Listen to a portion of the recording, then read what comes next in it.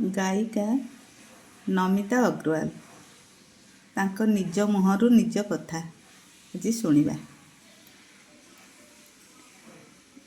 ଡାକ ନାମ ମିତା, ଜନ୍ମ ଫେବୃଆରୀ 1, ବାପା ଲକ୍ଷ୍ମୀଧର ଦାସ, ମା ଅନ୍ନଦା ମଞ୍ଜରୀ ଦାସ, ଜନ୍ମସ୍ଥାନ କଟକ, ରାଶି ମିଥୁନ, ଶିକ୍ଷା ଇଂରାଜୀରେ ସ୍ନାତକ ଆଉ ଓଡ଼ିଶୀ ବିଶାରଦ, ସ୍ୱାମୀ ସୀତାରାମ ଅଗ୍ରୱାଲ, ପୁତ୍ର ସିଦ୍ଧାର୍ଥ ଓ ସାର୍ଥକ, ପ୍ରଥମ ଗୀତ କାଳିଆ ରୁଷନା,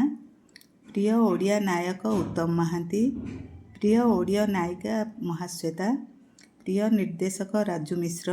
ପ୍ରିୟ ସଙ୍ଗୀତ ନିର୍ଦ୍ଦେଶକ ବାଳକୃଷ୍ଣ ଦାସ ଓ ଭୁବନେଶ୍ୱର ମିଶ୍ର, ପ୍ରିୟ ଗାୟକ ସୁବାସ ଦାସ, ପ୍ରିୟ ଗାୟିକା ତୃପ୍ତି ଦାସ, ପ୍ରିୟ ଗୀତ ବାଲିଘର ଭାଙ୍ଗି, ପ୍ରିୟ ମଣିଷ ସ୍ୱାମୀ, ପ୍ରିୟ ଅଭ୍ୟାସ ଗୀତ ଶୁଣିବା, ପ୍ରିୟ ସ୍ୱପ୍ନ ଗୀତ ଗାଉଥିଲା ବେଳେ ମରିଯିବା,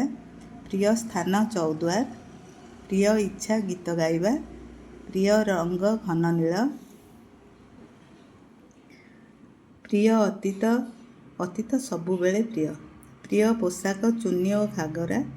ପ୍ରିୟ ଦେବତା ଶିବ, ପ୍ରିୟ ପୁସ୍ତକ ଶ୍ରୀରାଧା, ଅନ୍ତରଙ୍ଗ ବନ୍ଧୁ ଓ ବାନ୍ଧବୀ ରତିକାନ୍ତ ଶତପଥୀ, ସୁହାସିନୀ ମିଶ୍ର, ମୂଲ୍ୟବାନ ସମ୍ପତ୍ତି 2 ପୁଅ, ପ୍ରାର୍ଥନା କରନ୍ତି ହଁ, ସ୍ମରଣୀୟ ମୁହୂର୍ତ୍ତ ଜୀବନ ଯାଇଛି ବିତି, ଅନେକ ଅଭୁଲା ଦିନ, ଅନେକ ଅଭୁଲା ରାତି, ଭଲ ପାଆନ୍ତି ଖାଇବା, ଘୃଣା କରନ୍ତି ଚୁଗୁଲି ଶୁଣିବା, ଭୟ କରନ୍ତି ଅନ୍ଧାର,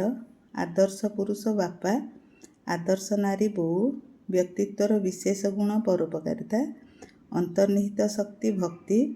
ଜୀବନର ଦର୍ଶନ ହର କିସି ସେ ମିଲା କରୋ, ପୁରୁଷର ଭଲ ଗୁଣ ଗାମ୍ଭୀର୍ଯ୍ୟ ଦମ୍ଭ, ପୁରୁଷର ଖରାପ ଗୁଣ ନାରୀକୁ ନ୍ୟୁନ ଭାବିବା, ନାରୀର ଭଲ ଗୁଣ ସର୍ବଂସହା,